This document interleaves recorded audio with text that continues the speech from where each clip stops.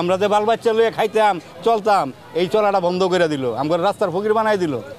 আমরা গরিব দেখে আমরা কি এতই বচেছি গা, আমাদের একটা ব্যবস্থা করেন।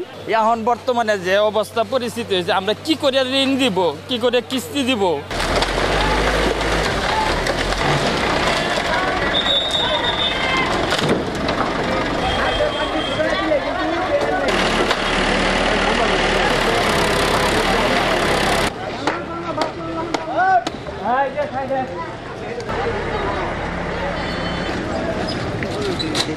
আমাদেরকে প্রশাসন থেকে আমাদেরকে অনুমোদন দিচ্ছে, আমরা ফুটপাতে দোকানদারি করতাম, ফুটপাতে দোকানদারি করে খাইতাম, ওইখান থেকে তুললে আমার এখানে জায়গা দিলে আমরা চিন্তা করলাম যে আচ্ছা আমরা একটু নিজেরাই টাকা পয়সা খরচ করে একটু কাজ কাম করে দোকানের মতো সাজায় বসি।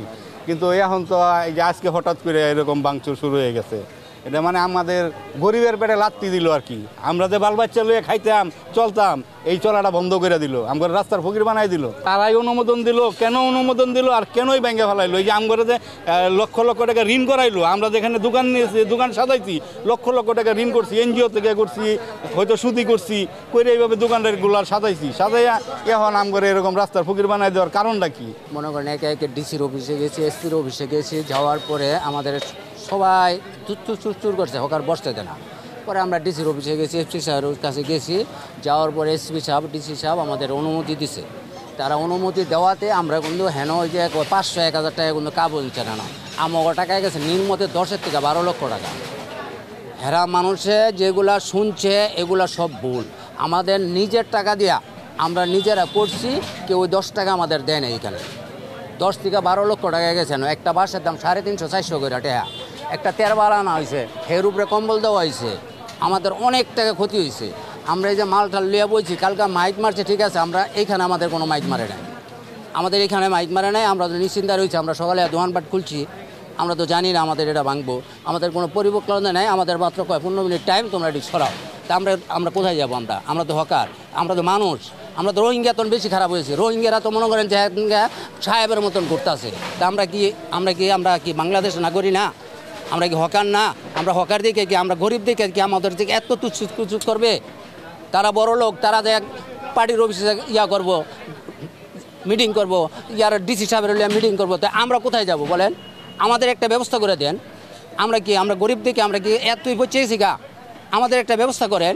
আমরা যে তুরি হকার, 350-400 হকার, কোথায় যাব বলেন? আমাদের বউ বুলাবানি আছে, আমরা কি খাইয়ে বাঁচবো? আমাদের ডিসি সাহেব অনুমতি দেওয়াতেই তো আমরা করছি এটা না। আর আমরা কেউ সরকারি জায়গা, আমরাও জানি এটা সরকারি জায়গা, আমরা ডিসি সাহেবের অনুমতি ছাড়া করছিলাম। ডিসি স্যার আমাদেরকে ডিসিশন নিয়ে ওই জায়গায় আমাদেরকে একটা ইয়াদে দিছে যে তোমরা এখানে বৈশাখ করবা, তোমরা রাস্তাঘাটে যাইও না। আমরা এই আজকে 10 মাসের বিরুদ্ধে আমরা কোনো দিন কোনো রাস্তায় যাই নাই। আমরা এখানে খায়া না খায়া ঋণগ্রস্ত করিয়া কিস্তি উঠাইছি, এইভাবে এইগুলা করছি। এরপরে আমরা টাকা পয়সা কিছু মালমূল নিয়ে আসছি, ছেলেমেয়েদেরকে নিয়ে আমরা এগুলো নিয়ে খাইতেছি, চলতেছি। এখন বর্তমানে যে অবস্থা পরিস্থিতি হয়েছে, আমরা কি করে ঋণ দিব, কি করে কিস্তি দিব, আমরা কোথায় যাব? আমরা এখন নিজেরা হতাশ হয়েছি, কি করব, করার মতো আমাদের কোনো আশা বুদ্ধি পাইতেছি না। আপনাদের কাছে অনুরোধ, আমাদেরকে একটা ব্যবস্থা করে দেন। যদি না দেন, আমাদের ছেলে মেয়েদেরকে নিয়ে আমাদের হয় সুসাইড করতে হইব, আর নতুবা আমাদের মানুষের লাঞ্ছনা বলতে হইব। এই যে ঋণগুলি দিতে হইব, কিস্তিগুলি কেমনে দিব? কালকে থেকেই তো ঋণগুলি আমাদের উপরে পড়বে।